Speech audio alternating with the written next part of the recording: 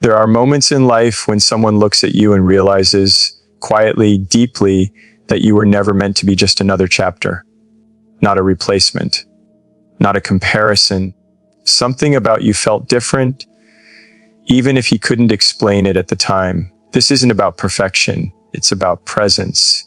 It's about the way you showed up, the way you loved, and the way you stayed true to yourself when it would have been easier to become what the world expected. This is the truth behind why you never felt like other women to him, and why that realization lingers long after the relationship changes or ends. You didn't wake up each day trying to be impressive.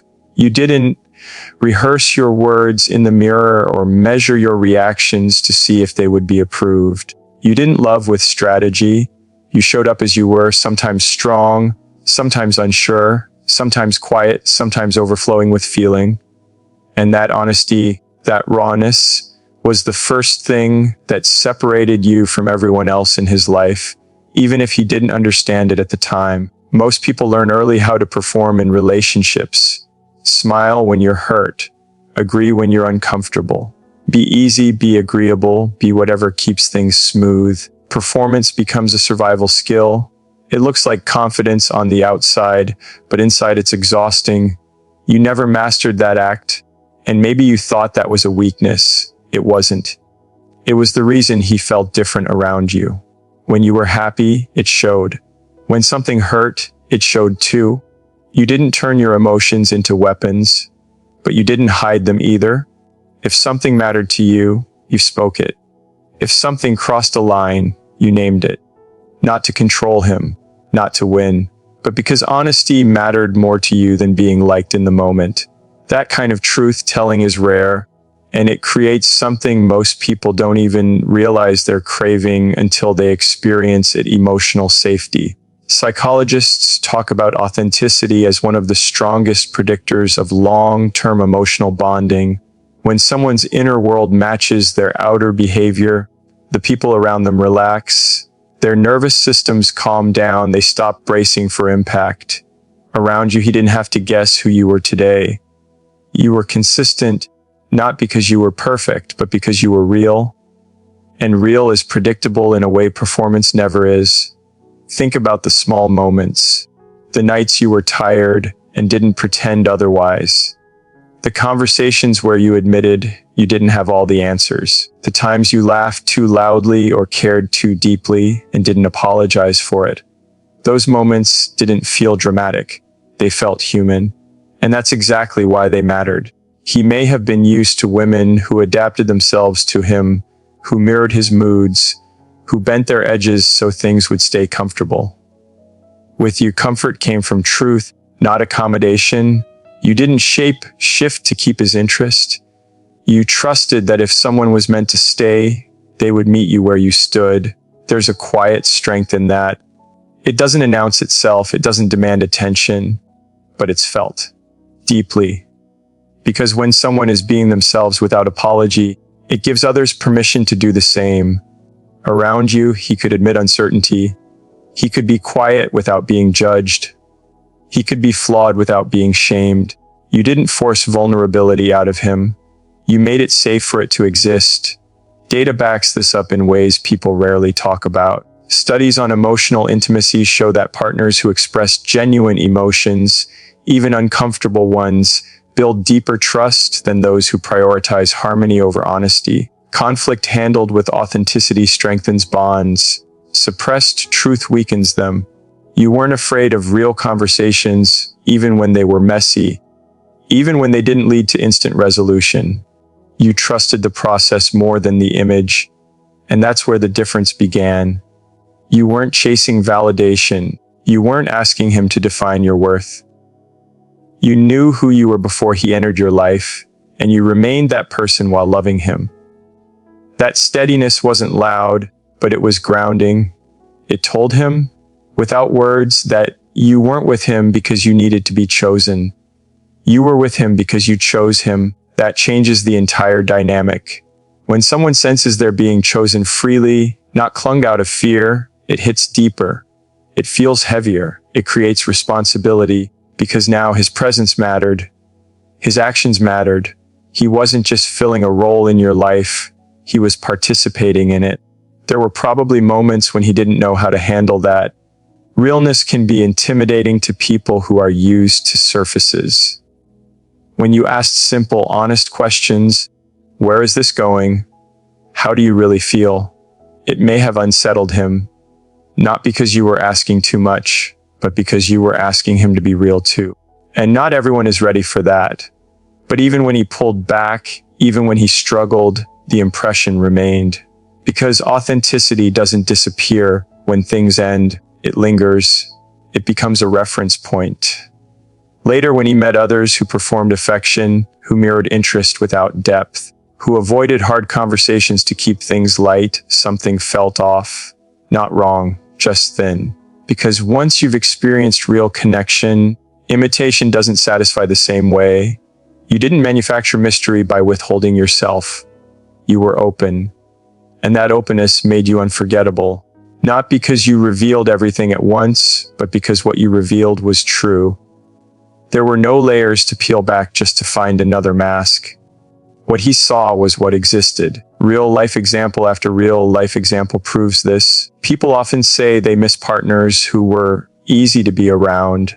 What they really mean is they miss partners who were emotionally honest, who didn't play games, who didn't disappear when things got uncomfortable, who didn't punish vulnerability with distance.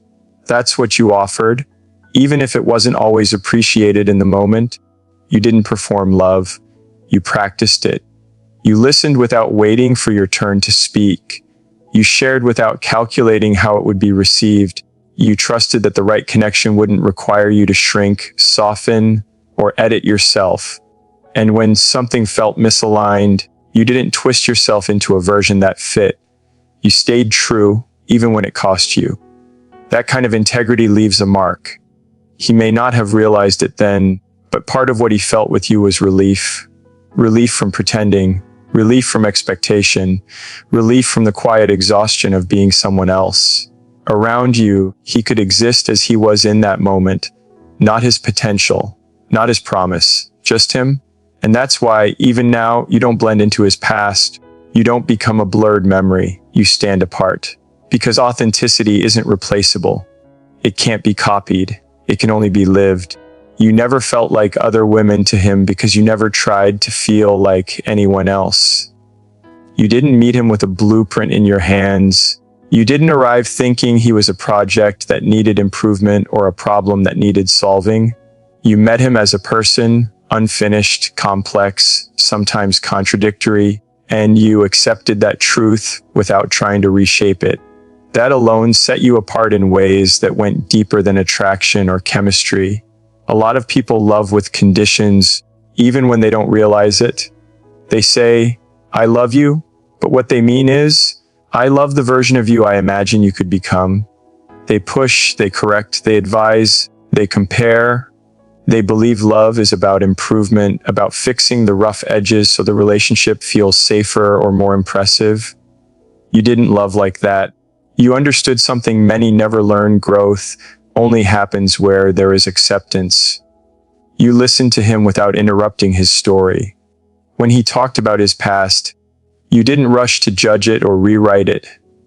You didn't turn his wounds into evidence against him. You recognized the difference between his behavior and his hurt, between his mistakes and his character. That kind of discernment doesn't come from NAR-VDA. It comes from emotional maturity. There were moments when he showed you the parts of himself he rarely let anyone see, the doubts he didn't post, the fears he covered with humor or silence, the frustration of not being where he thought he should be in life. Many people respond to those moments with advice, with solutions, with pressure to do better. You responded with presence. You stayed. You let the silence exist without trying to fill it with fixes. Psychology calls this unconditional positive regard, the experience of being accepted without evaluation. Studies show that people who feel accepted in this way are more likely to self-reflect, take responsibility, and actually change. Ironically, the less you tried to fix him, the more he felt motivated to grow around you. Think about the times he failed or disappointed himself. When he spoke about regrets, you didn't minimize them, but you didn't amplify them either. You didn't say, it's fine, just to move past the discomfort. You acknowledged the weight of it while still holding space for who he was beyond that moment. That balance, honest but compassionate, created trust. You never confused support with control. You knew that loving someone didn't mean steering their life for them. You offered perspective when asked, not mandates. You shared your thoughts without attaching them to ultimatums. You trusted him to find his own way, even if that path looked messy or slow. That trust mattered more than you knew, because many people grow up feeling valued only for their potential, not their presence. They're praised for success, corrected for failure, and rarely accepted as they are. When someone finally experiences acceptance without agenda, it's disarming. It makes them feel seen rather than managed. You didn't say, you should be more like this. You said, without words, I see who you are right now. And in that space, he didn't feel reduced to his flaws. He felt human, real. Life examples of this play out every day. Partners often leave relationships where they feel constantly corrected, even if the intention was love. They may not be able to articulate why they feel suffocated, only that something doesn't feel right. With you, there was room to breathe, room to think, room to be imperfect without fear of losing worth. That doesn't mean you had no standards. You weren't passive. You didn't excuse harmful behavior or betray your values. But you addressed issues without turning him into the issue. You focused on the dynamic, not his identity. You held boundaries without humiliation. That distinction is everything. You understood that people change when they feel safe, not when they feel cornered. You let him arrive at insights in his own time, and when he did, they stuck because they were his, not imposed, not forced. He may not have realized it then, but what he felt around you was relief. Relief from being evaluated. Relief from being measured against expectations he never agreed to. Relief from having to defend who he was becoming. Around you, he wasn't a work in progress being graded. He was a person being respected, and that experience stays with someone. Later, when he encountered others who mistook love for management, who confused concern with control, who tried to motivate him through pressure, something felt off. He may not have named it, but his body remembered the difference. It remembered what it felt like to be seen without being reshaped. You didn't fix him. You didn't need to. By seeing him fully, you allowed him to see himself more clearly. And that kind of influence doesn't end when the relationship does. It becomes part of how someone understands love. You saw him not as a problem to solve, but as a person to understand. And that is why you were never just another woman to him. You didn't arrive with noise. You didn't mistake intensity for connection or confusion for passion. You brought something quieter, steadier, and far more powerful. You brought peace. And in a world that constantly pulls people in 100 directions, that kind of presence feels like water after a long drought. Many relationships begin with chaos and call it chemistry. High highs, low lows, constant uncertainty that keeps the heart racing and the mind guessing. It can feel addictive, even exciting at first, but over time it drains. You understood this, even if you never put words to it. You didn't believe love needed to hurt to be real. You didn't believe that constant emotional storms were proof of depth. Around you, things slowed down. You didn't create drama to feel wanted. You didn't test his loyalty by disappearing or provoking reactions. When something bothered you, you spoke directly.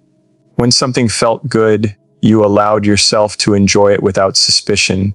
You didn't punish him with silence or pull away to gain control. That absence of games created something rare: stability. There were moments when life outside the relationship felt heavy. Work pressure, family expectations. The quiet fear of not being enough, of not being where he thought he should be. In those moments, being with you didn't add weight. It softened it. He didn't have to prepare himself emotionally before seeing you. He didn't have to brace for conflict or defend his mood. He could just be. Neuroscience shows that calm, supportive relationships reduce cortisol levels, the hormone associated with stress, and increase oxytocin, which strengthens bonding and trust. In simple terms, your presence regulated his nervous system. His body felt safer around you, even when his mind didn't fully understand why. Think about the ordinary moments, sitting together without needing constant conversation, driving in silence without it feeling uncomfortable, sharing space without performing. Those moments don't make dramatic stories, but they build real connection. Peace doesn't announce itself. It reveals itself slowly through consistency. You didn't confuse excitement with unpredictability. You knew that love didn't need constant stimulation to stay alive. You brought warmth instead of volatility, clarity instead of confusion. That made everything feel more solid, more grounded. When disagreements came, and they always do, you didn't escalate them into battles. You didn't collect past mistakes to use as ammunition. You focused on resolution, not winning. You listened as much as you spoke. Even when emotions ran high, there was a sense that you were on the same side, facing the problem together instead of facing each other as enemies. That approach matters more than most people realize. Studies in relationship psychology consistently show that it's not the absence of conflict that predicts long-term connection, but how conflict is handled. Calm communication, respect, and emotional regulation create trust. You embodied that. And yet, peace can feel unfamiliar to those who grew up in emotional noise. When someone has learned to associate love with chaos, calm can feel strange at first. It can even feel boring. He may not have known how to label what he felt around you. He might have mistaken peace for lack of passion. But deep down, something in him recognized it as home. You didn't demand constant reassurance. You didn't make him prove himself daily. You trusted until given a reason not to. That trust wasn't blind, it was grounded. It said, I believe in you, and I believe in myself. That kind of confidence doesn't suffocate, it frees. Real-life examples of this are everywhere. People often leave relationships filled with drama only to realize later how exhausted they were. They look back and say, I didn't know it could be that calm. Peace becomes visible in hindsight. And once someone experiences it, they start to crave it. You became a place where he could rest. Not escape from life, but recover from it. That's a subtle difference, but an important one. You weren't a distraction, you were a refuge. When you laughed, it wasn't to cover pain. When you were quiet, it wasn't to punish. Your emotional signals were clear, readable, honest. That clarity reduced anxiety. It made connection feel safe instead of risky. Even when the relationship changed or ended, the memory of that peace stayed with him.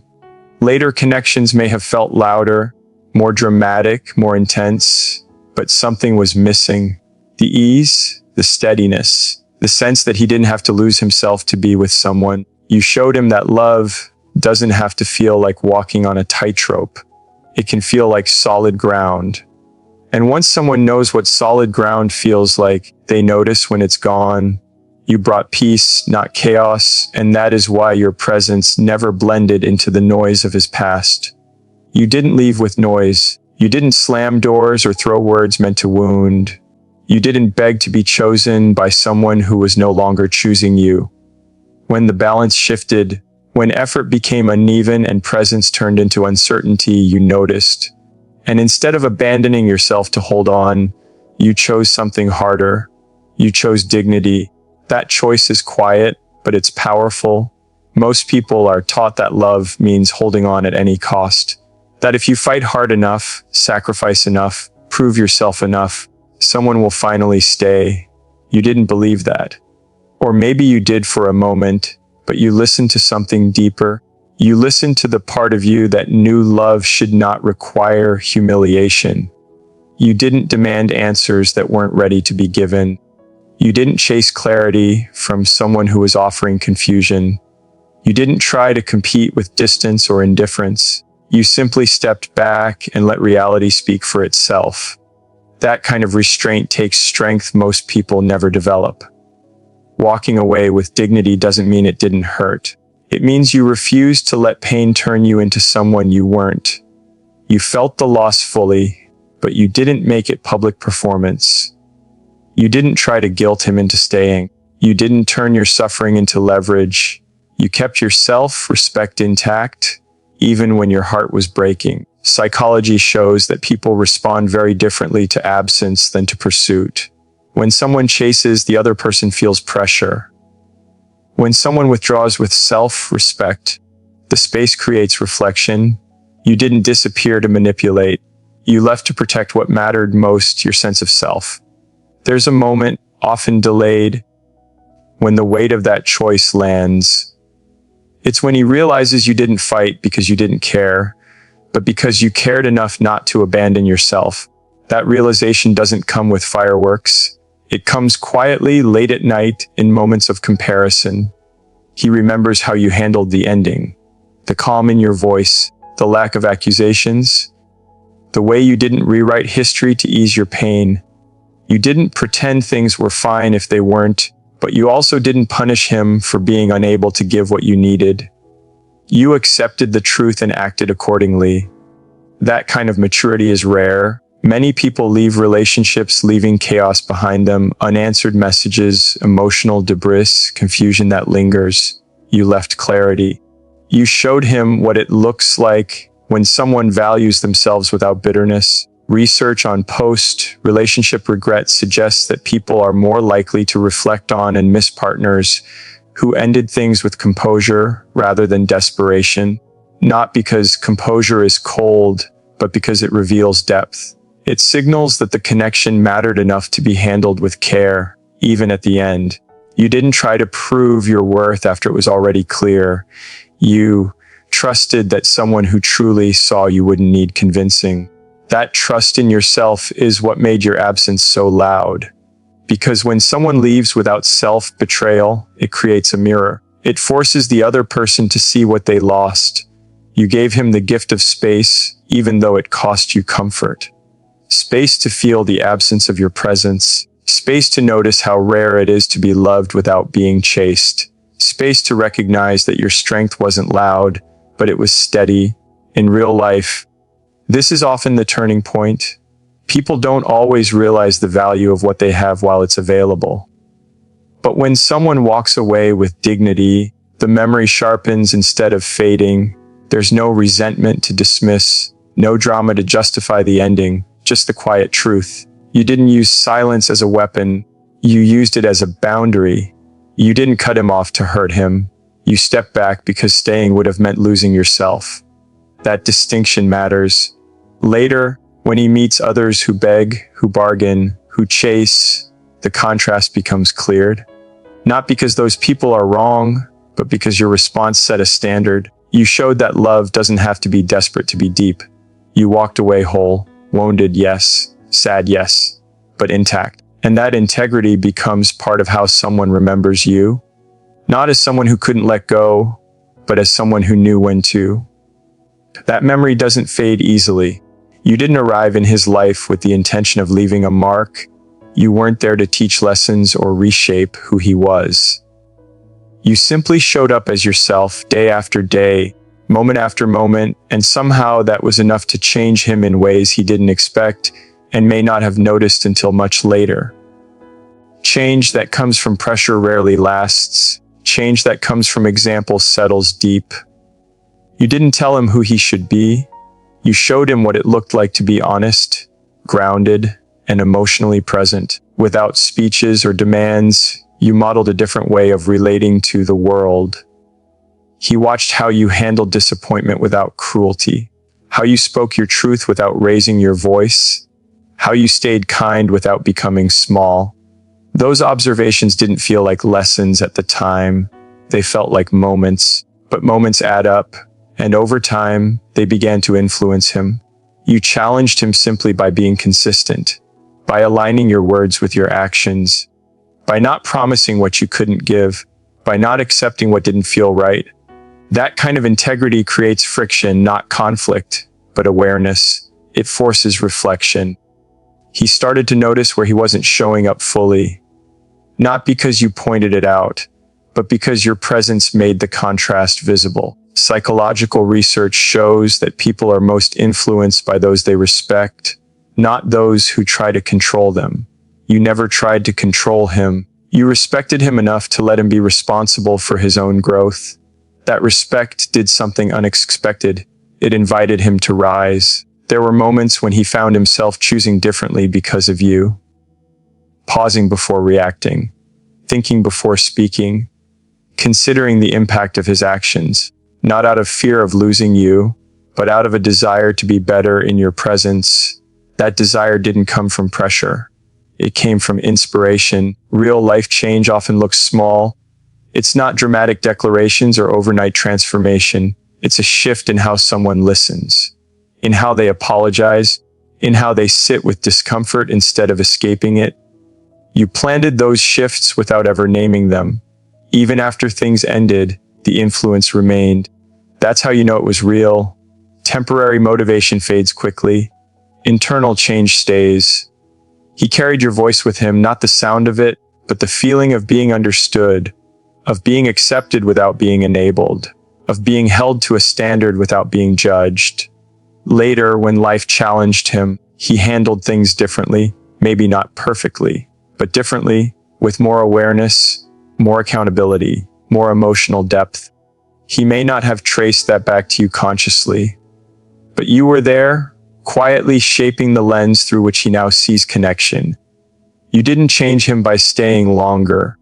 You changed him by being true while you were there.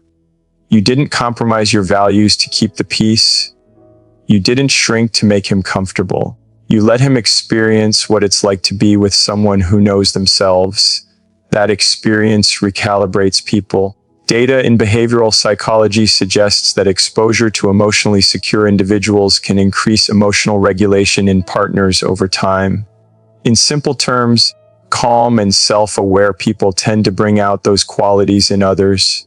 You were that presence. You didn't chase him into becoming better. You let him witness it in you. That's why the change wasn't forced. It was absorbed. When he reflects now, he doesn't just think about what you did together. He thinks about how he felt around you, how certain conversations lingered, how certain moments made him question old patterns. Those reflections shape future choices, even if he never says your name out loud. You didn't need to stay forever to leave a legacy. You didn't need to win to have impact. You changed him by showing what real connection looks like. And once someone sees that, they can't unsee it.